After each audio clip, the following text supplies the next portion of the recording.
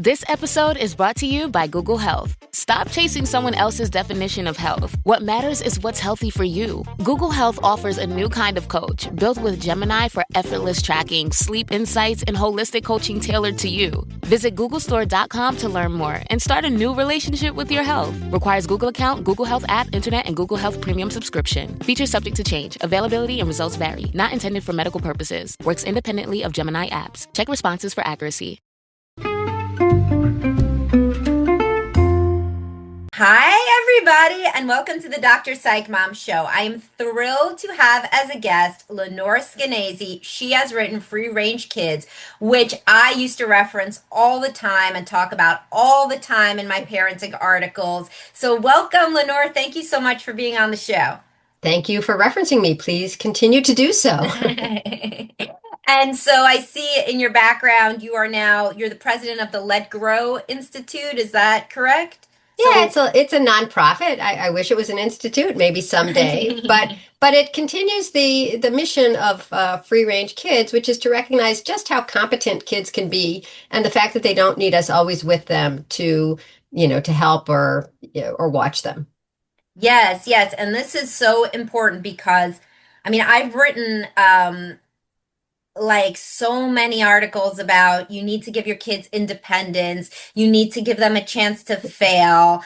I was trying to coin the meme, like it's easier to fix a broken bone than an anxiety disorder. I thought that was pretty funny, right? Right.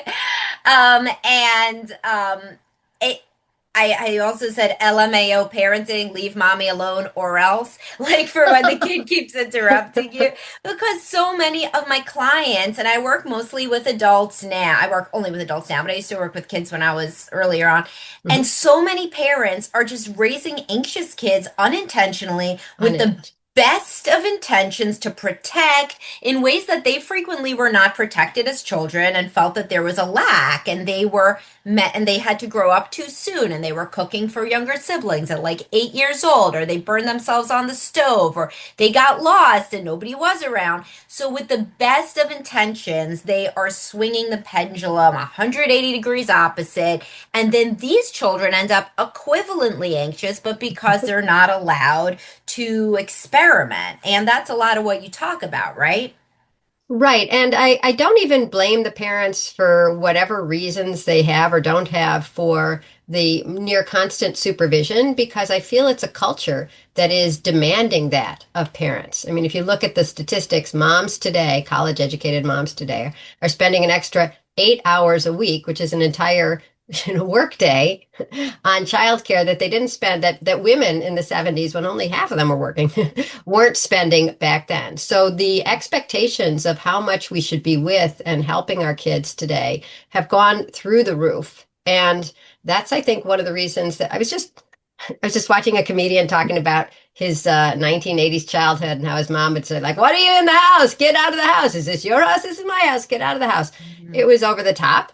But the point was, there used to be separate worlds. There was the kid world where you were on your bike, or you were taking walking to school, or you're going getting candy, playing with your friends. And then there was the parent world, which was so boring to us kids, right? Because it was just parents talking about, their jobs and who was going in for a procedure at the hospital, or politics, or money. And then there was family world when we were sometimes together, which of course you want, right?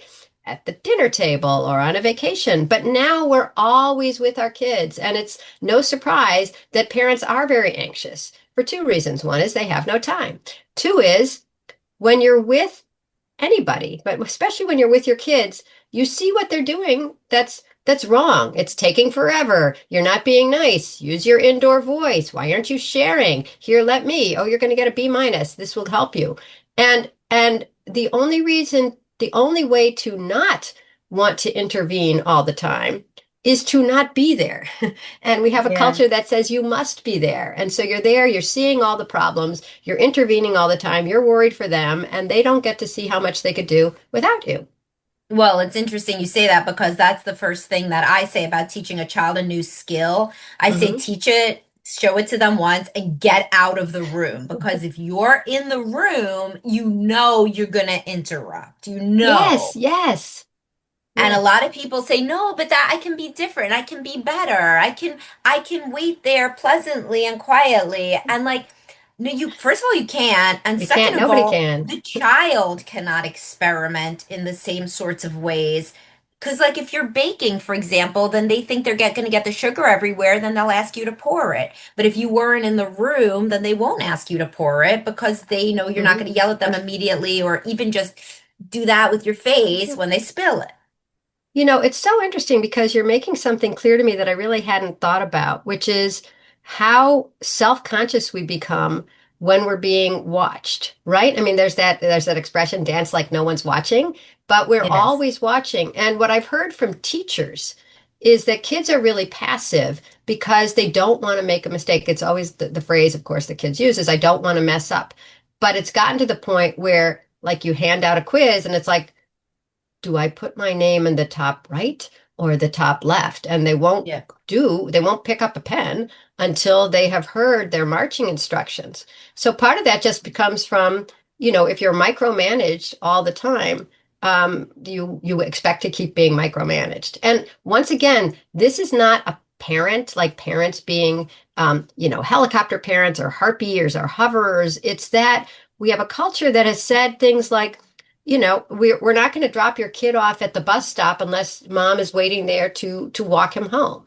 It's a culture that says, why Oh, aren't you'll you? think this one is funny. I have my 14 and 12-year-old at camp. One is a CIT counselor in training and one is a Okay. junior counselor. And I Okay. had to write an email saying that they could leave together to go across the street to the grocery store. And both of them are in charge of other children for the day. So isn't it so funny? And I don't blame anything on the Wow. camp because the camp doesn't want to get sued by me if my kids cross the street and they get, God forbid, hit by a car, right? So it's like the whole thing like is so interesting because That's so right? fascinating because on the one hand, you're saying to these young people, now you are not you're not a camper anymore. Now you're Right. somebody who has responsibility, and yet you're not allowed to take that responsibility. You're not allowed to be a person in full. And there was this study done recently by the Institute for Family Studies, and they asked the question that blew me away the most was what age are you going to let your kid off the block, right? And the age where the majority of parents were still saying, no, I'm not going to let them off the block without me is 14. One, two, three, four, Wow. five, six. So it Like doesn't, 2 years of menstruation. right. And 2 years till driving.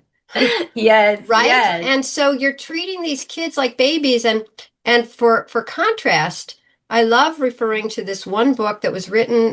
There was a series of books in the late 70s, reprinted in the 80s, about child development. And there was, for each year. And the one for 6-year-olds was called not for 6-year-olds, for parents of 6-year-olds. And it was called Your 6-Year-Old Loving and Defiant, which I think is, I should just say your child, loving and defiant, because that's most kids. But anyways, the point is that at 6 years old, they had a checklist of what neurotypical 6-year-olds, they didn't even call them neurotypical back then, could do. And they said, can they stand on one leg for 10 seconds? Can they count a bunch of pennies? Can they tell their left hand from their right hand? Can they go, 4 to 8 blocks in any direction to visit a friend or go to the park or the store or school? And so I made a graph, which is so ugly I won't even show you, but it shows, going one block, you're not allowed off of one block, and then allowed 8 blocks. And these are today's 14-year-olds. Yeah. And the 6-year-olds were running literally circles around them a generation ago. And so how could you expect kids to not feel anxious? They're like animals who keep getting bigger and bigger in a cage, and the cage is not expanding, Yeah. right? The Yeah. door of the cage is never open. And of course, they're going to be gnawing at their, gnawing at their arms, like, how come I can't prove who I am? Your kids are capable of looking both ways and crossing a street. That's just, that's just fact. And yet they're being Sure. treated like they're 2-year-olds who couldn't do this safely. Sure. And There are other children, though, who don't want to do that because they aren't saying, I wish I had more independence. They are maybe wired to be a bit more anxious or who knows what, individual differences, and then they don't want to. And in fact, I see many parents that say, okay, listen, you maybe you can go, do this sort of Hmm. thing. And the Hmm. child says, no, I can't. I can't. What if this happened? What if this happened? Wow. It Right. many increase I think anxiety is really ramping up, at least Hmm. diagnosis. Of course, things weren't diagnosed years ago, but still, Right. even given that, I mean, look at the rates of children partying, drinking, Doing nothing. driving, sex, all of it has gone down. And whenever I say anything like that online on my, People think like, oh, how wonderful. yes, how wonderful. But then I think, but then I get adults in session that are really struggling, young adults with adulting, Hmm. and say, why was I not kind of given more leeway in retrospect, you know? Right. And also people who wish that they would have had high school boyfriends and girlfriends. I know you like data. Do you know that in the Atlantic, maybe you saw this already, it said that only 30% of teenagers have a high school sweetheart now versus 70% in the 90s? As one who did not have a high school sweetheart, I'm like, that's terrible. It was terrible not having a high school sweetheart. Boy. Um, so let's talk about the idea of kids who don't want to do something on their own, and maybe it's because they've done so little on their own till now that they doubt their capabilities at all. So when Let Grow was founded, it was founded by me and Jonathan Haidt, who wrote The Anxious Generation Hmm. subsequently, and a guy named Peter Gray, who's a professor at Boston College, professor of psychology, who studies the importance of play, just kids playing with each other, different ages, just goofing around, making things happen. And then Daniel Schuckman, who used to be the chairman of FIRE, which fights for free speech on campus. And we were all concerned exactly about what you're saying, that kids were fragile. Right? We'd been treating them as fragile, and that gradually made them fragile. Treat them as incompetent, and gradually they don't realize how, not that they are incompetent, but how competent they could be. And trying to change kids at, when they turn college age, which is what the my co-founders were originally concerned about, is a late stage intervention. Why don't we try to raise kids who are more open-minded, resourceful, curious, bold, starting at the get-go? And so Let Grow has two programs, and I'm going to tell you about the programs for a second. They're both free, and then how they translate into the world of psychology. So John Haidt always says that a collective problem needs a collective solution. If nobody knows when they're allowed to let their kid cross the street, walk to the store, play outside, bake, then nobody does it, right? Because it starts becoming almost taboo. But if everybody is doing something at the same time, then you've changed the social norm.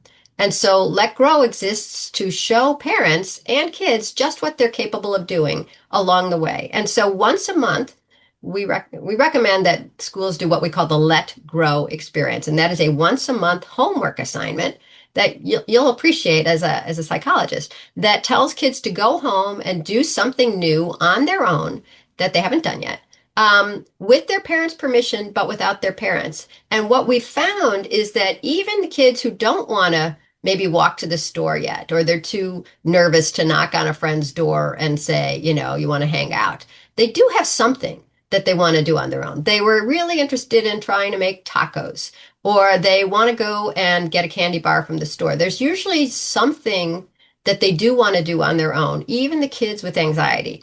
And once they do that, it really changes the parents almost as much as the kids, because the parents have been thinking, I'd love to let her walk to the bus stop, but what if on the way there's a van? And what if they take her? And what if they murder her? And what if I never see her again? And it's all my fault? Oh, no, right? No, it's the fear loop. I'm sure you've seen this, right? It's just people living in their minds catastrophizing, right?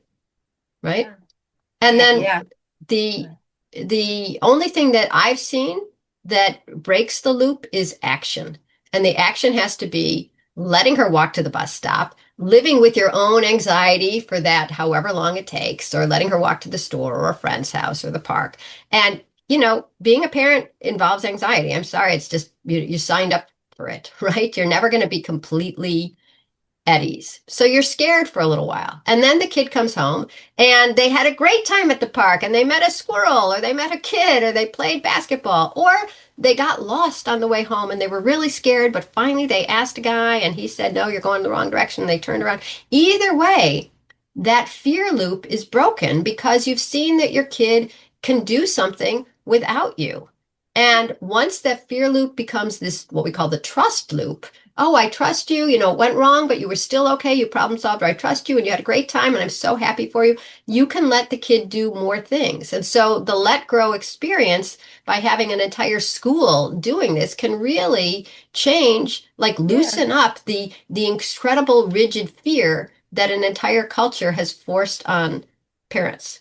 That's a good idea. And I see that they do that with programs like I was saying, the space program. I've Mhm. done I interviewed a psychologist that I know on my show who's really great with that. And then also you were saying the independence therapy.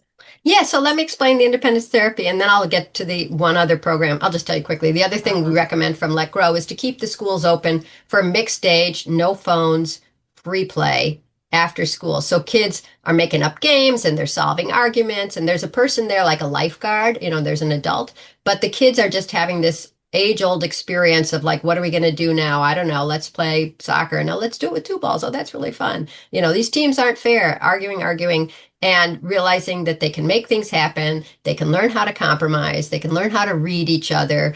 Yeah. It's all the social emotional elements that we've sort of taken out of kids' lives by giving them very adult run activities. This is giving them back. And also recess has been like shortened so Yeah, much to recess. like 20 Yeah, minutes. yeah, it's so crazy.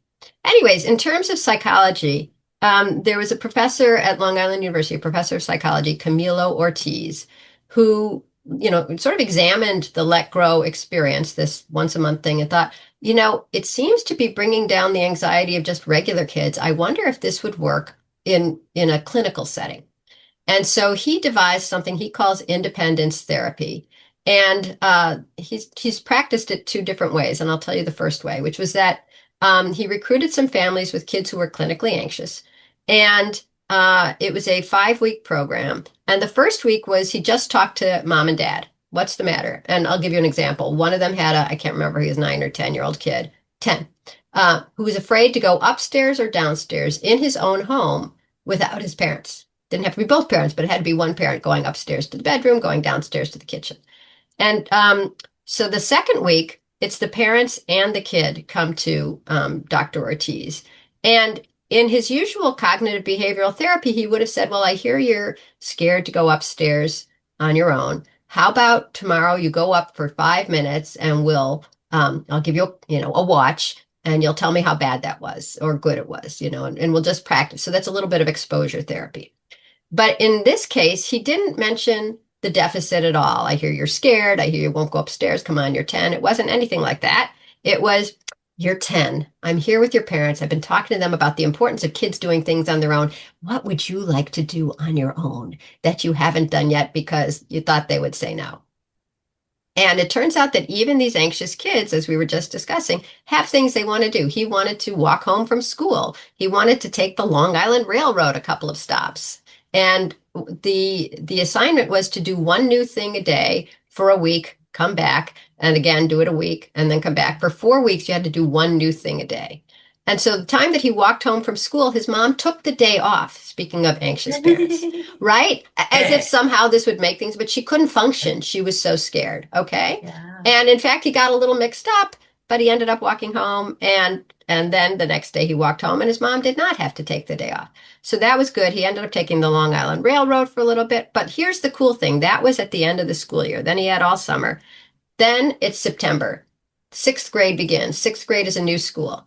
Because we live in this culture that keeps underestimating what kids can do and overestimating their fragility, the school sends home a letter. School is starting. It's a new school. It's a big school. Your kid is going to get a locker and a homeroom and, have to go from class to class. Of course, on the first day, mom and dad, you may want to come with them. It's overwhelming. And the kid reads this and he goes, no, I think I got this. So he went to the first Great. day of sixth grade on his own. And when he came home, he said, guess what? I was like one of the only kids who didn't have my parents with me. So to me, that is, it's one anecdote, but Camilo now has a 3-year, $1 million study going on of independence therapy because the pilot study was so just bracing. And Yeah. and it actually is a little bit different from what the space program, which also which meets with parents and tries to teach them wisely not to accommodate their kids' fears. I don't want to go to that birthday party. You have to go. I don't want to go to the birthday party. You have to go. I don't want to go to the birthday party. Please, please, please. Okay, Mhm. okay, you don't have to go. Right, right. Right? That is a bad model, and that's what space is trying to stop. But what's different about independence therapy is it never addresses the actual fear, the thing that kids don't want to do. Instead, it goes with the flow. What do you want to do that you Mhm. haven't done yet, maybe because you thought your parents would say no, or maybe your parents did say no. And so it harnesses this innate interest and Mhm. curiosity in the kid. And then the newfound confidence seems to generalize. And Camilo has great stories. I'll just tell you one quick one. A girl was doing all these things for her, for her independence therapy. And then her big fear was the dentist. Frankly, mine too. But she gets the dentist and her mom is with her. And the kid is called into the dentist just as the mom is called into, an adjoining dentist for her cleaning. And the mom says, oh, I'll just tell the cleaning, the hygienist to wait and I'll come in with you. And the kid says, I've been doing so much on my own lately. I think I can handle this too. And that's the goal, right? I mean, nobody ever said anything about like, this is dental Right. fear therapy. It was independence therapy. And here she is becoming more independent. So Yeah. in terms of therapy, Camilo has also started doing this like space in groups, in group therapy of just parents of anxious kids. And it has worked. He said it's the easiest therapy he's ever done because the parents just encourage each other. I know it's scary, but I did it. Oh, I did it too. How did you go? He went and took pictures in the park. He wasn't afraid. He even went up got dark. So it just seems like independence is something we inadvertently took out of kids' lives.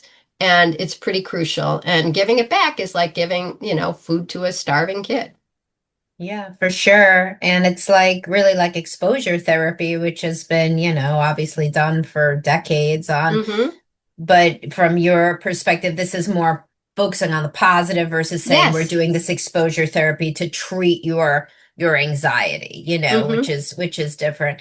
And I mean, it's also relevant for adolescents and for young For sure. adults because people are Right. going to college with their parents. Forget about did you see that the thing about parents who are they have to make them leave orientation because otherwise they Yes. stay. Yes. I read the University of Chicago has two bands, and one band leads, like, all right, kid, da, da, da, da, da, da, da, da, and the kids go one way, and then it's like, da, da, da. Parents are led the other way. And Wow. right? They have to make it a game so the parents leave. That's really funny. It's again, I just got to blame this culture that said, you know, your kid can't do anything. You have to sign them out. You have to be at every practice. We're not letting them Mm. off the bus. We're going to send you pictures every day from school, from camp to see how your kid is doing. We're going to give the parents were so upset at all these school phone bans because they thought they had to be in touch with their kids all day, even though until the Right. iPhone 2007, I guess nobody was in touch with their kids all day. So it feels like it's a necessity and it feels like it's innate, this desire to be connected, this need to be connected. But it's cultural and it's technological. I've seen children that won't hang out in person if their phone is broken. What are you saying? They won't hang out with their friends individually in person if their phone is broken because during the downtime, which is almost every other minute of the in-person interactions, the default is for the teenagers to be on their phone. And I see that my daughter just took a bunch of friends to the pool, and in between talking, they self-regulate by looking down at the phone and engaging. And if you don't have a phone, it's like not having a shirt on or something. I mean, you'd be the real exposed weird one that's like looking all around. It's so Although you dominant, would attract a lot of people. even in in-person interactions. Isn't that interesting? That is so sad. I think that you could get a lot of people to come to a pool club or even camp. I mean, this is what happens by saying no phones. because They do then, that in sleepaway camp. When my kids right, go to and sleepaway camp, they have no phones. right. And that's when a couple of things happen. Kids make their closest friends, Yeah. right? Because they have all this time together to be, just shooting the breeze and, complaining about the food or doing something that, a hike and it's boiling and there's mosquitoes. I mean, you bond when you are in person with other people going through something, and kids love it. And the other thing that happens with no phones at camps is that you get to be somewhat different from who you are at home. My husband, who went to sleepaway camp as a kid, said that, he had a girlfriend at camp like 2 years before he had, before boys even at school were even talking about girls. So you get to expand a little. And I feel bad because a lot of camps are sending home thousands of pictures each week now for the parents, which deprives us of that incredible feeling of like, look how you've grown, that end of the season, like you're taller and you eat broccoli now, and oh Mhm. my God, you're filling out. It's this great, and you made a best friend. If we're always there, it's back to the beginning of our conversation. You'll worry about everything. I've heard from camp directors who say that, parents call to say, uh, Jaden didn't look happy in the cookout picture from yesterday. It's like that's he should But be it's allowed a also moment of such a unhappiness. litigious culture now, right? So everybody's scared of being like sued or badly reviewed. Badly I mean, reviewed. I didn't think about that. the That's true. panopticon, right? I mean, Yes. so like it's everywhere. Everybody's looking at you. If Jaden was unhappy at pool time and nobody told you, then you're gonna go on Google reviews for that camp and say nobody told me Jaden was upset. Here's a screenshot. Doesn't he look upset to you? That is interesting. Is that actually happening? Yes. I mean, people, I mean, the Wow. culture That's of really reviews, I mean, interesting. The even in culture, this is a new idea for me. I love this. It's really interesting. Culture of reviews. Right. For example, even in my situation, right? I mean, I run a group therapy practice. So if a therapist is late, let's say a therapist is late for 5 minutes, then instead of that person being able to kind of repair and own it with the client, talk about what it brought up, obviously they could still do that, but there's this terror that instantly that person's going to go to my site and say XYZ therapist was late and that gives me a 1 star review. So then, Oh, very quickly, a therapist in that situation would immediately, kind of like a parent with a child overly anxious, offer an extra session, offer extra minutes, offer something, or almost change how they're engaging clinically out of the terror right. that it's going to Oh, reflect their livelihood. wow. There's no more Wow. privacy. Wow, but that's so interesting because it's affecting a relationship that depends on the relationship not being dependent on me trying to curry favor with you. Me, the Correct. therapist, trying to curry favor with you. That's Furthermore, right, with fascinating. medical doctors, so if a medical doctor is doesn't do what the patient wants, the Right. patient, right? What do you So mean you're like not they giving me say, peptides?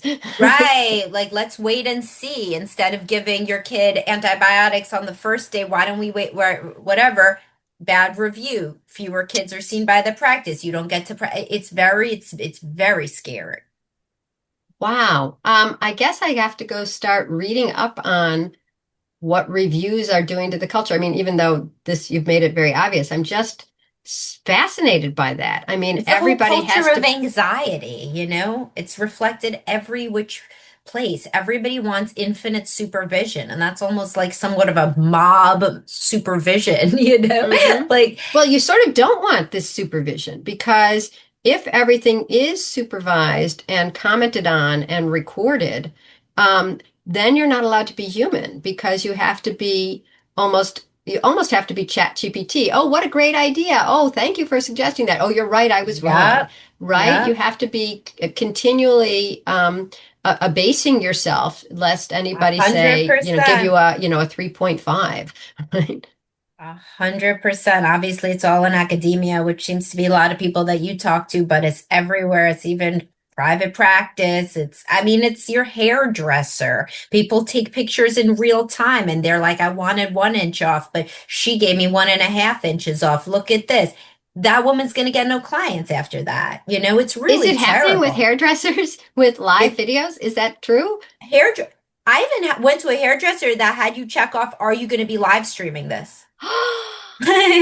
Wow, that's not my local hairdresser. Wow, Not hairdresser mine at the live. hair cuttery, but it was like some other person. Wow. But Obviously, yeah, I don't it's go to like anybody's live streaming. it was super interesting, and this was a really interesting. I'm sorry that I'm not going to I'm get to talk happy to that you have a forever, client. but Right. yeah, you can come back anytime. I love chatting with you. Great. This was Ditto. super awesome. Please, everybody, go to what is the Let Grow website? It's called letgrow.org, but let me spell it because everybody thinks it's let's go or let it grow. It's letgrow.org.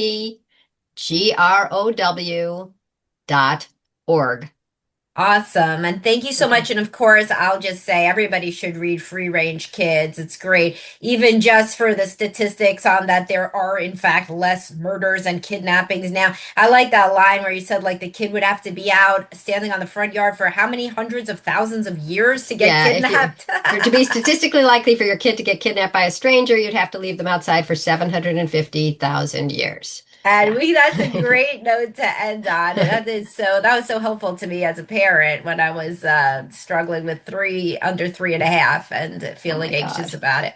But anyway, thank you so much, Lenore. And it was Thank great talking you. to you. What a Great. treat. And right, and I hope your next session is not live streamed as it's you'll be in therapy. Thank Thanks a you. lot. And Okay. everybody, thanks for listening. Bye bye.